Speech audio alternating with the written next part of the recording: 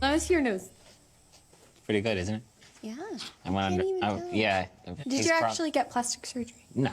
Welcome to Plathville, Season 8, Episode 1 recap, final part. And last season, if we can harken back, there was a lot of news coverage of, oh my God, they got in this big fight, which a big fight did happen, absolutely.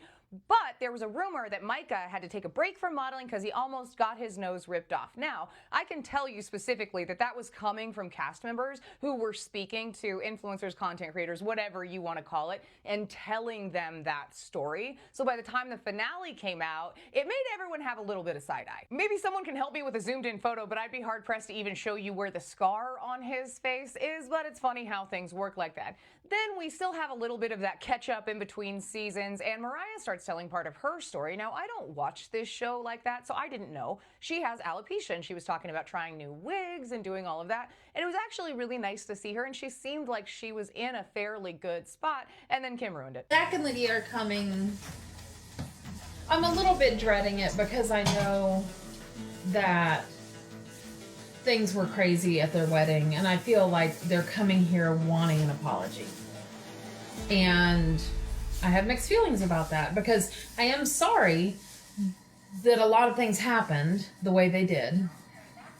At the same time, I'm not sorry. Now we're finally on to the part where Lydia and Zach are coming to tell their family how they made them feel, to talk to them, and Kim comes in with some specials that, I mean, you know, is Cody still looking, Cody Brown from Sister Wives, is he looking for another wife? I know he says he's not, but let's be real. To satiate that ego, he's going to need more than one. But I feel like this is something he would say. I mean, just, you know, all of us have moved on, moved forward, and accepted Zach as a brother-in-law, a son-in-law, whatever, as part of the family, including Ethan and Isaac and Micah. But I feel like Zach and Lydia haven't been able to move on. Let me get this straight. You did something that hurt your daughter, the daughter that you parentified the entire time that she was growing up, took away her childhood, a lot of stuff like that. Let's not forget that part of it. But you hurt her again, and you don't understand why she's not over it because you are, said the axe to the tree. Okay, got it. Lydia goes into feeling overlooked and always kind of like an afterthought. And honestly, if you go back and watch the first seasons and how they treated her, I'm so glad she is out of that house, starting her own life, because she was made responsible for way too many things. Cleaning, cooking, raising kids, because you got to remember, these mega families, the two parents can't and sometimes won't do all of the work themselves. She even goes so far as to explain that her mom was upset about her wedding colors.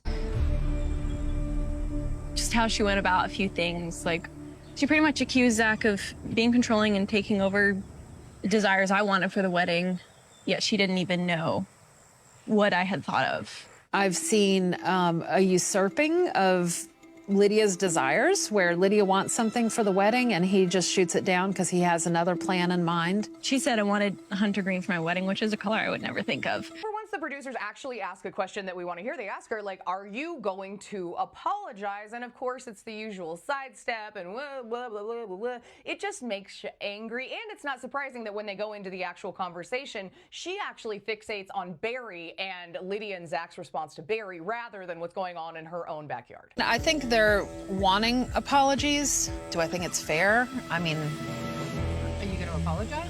I don't know.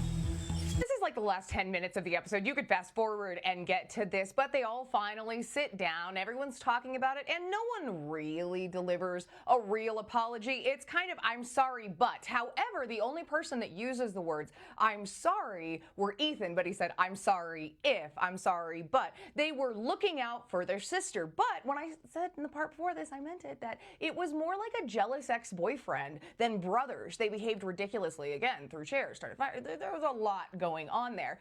But then Zach chimes in about how he feels about the way that they treated him. And you know what? This is, take notes. There's a man here. I don't know if there's any men here. It's not really your spot, I guess. I don't have a lot of pain from what they did to me. It's more that they would do it to me and that they're hurting her in the process. That hurt me more. I'm trying to lift Lydia up because I know what she's doing is right. Lydia does go a little bit into how much this hurt her. She's done some podcasts and stuff, if you want to look those up. She didn't speak to her family for about 8 months, really kept her distance, except Barry, because she felt like he was very supportive. But when she expresses herself, it's just so sad. You don't really expect your family to want to ruin your wedding. I mean, I kind of would, but you know, dysfunction, party of one. I want you all to know. Sorry, I do not want to cry.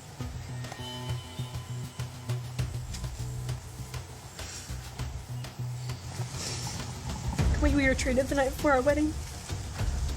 Supposed to be a joyful time celebrating the last night as Plath. It was actually the hardest night of my life. We get a lot more excuses, and clearly Kim and Lydia's relationship has a lot to work on. I think she's got stuff to work on with basically everyone in her life. This lady, I just don't. And Dad, I don't know if I've said it enough, but thank you so much for all your support. Please. I feel like it's almost like a little jab at me. Like, at least my dad was supportive, you know, my mom wasn't. But she was feeling all of that support because Barry just rubber stamped the Zach relationship and didn't even ask questions about anything. I didn't take that any kind of way. She was just thanking her dad for being there. They're there in a family meeting. And when you're coming at it from a certain position, of course, you're going to take that as a step. I get it. Ego's a hell of a thing. But if you stopped and looked at it from a more objective point of view, at what point you're able, instead of saying, oh, how dare you, why don't you look at how that person was and see what your child needed and then figure out where you can meet them in the middle on that? Or maybe you could just go all the way and be supportive of your kid. I don't know. Well, I just had a piece from the beginning and I supported him the whole time. Let me just polish my halo, you know?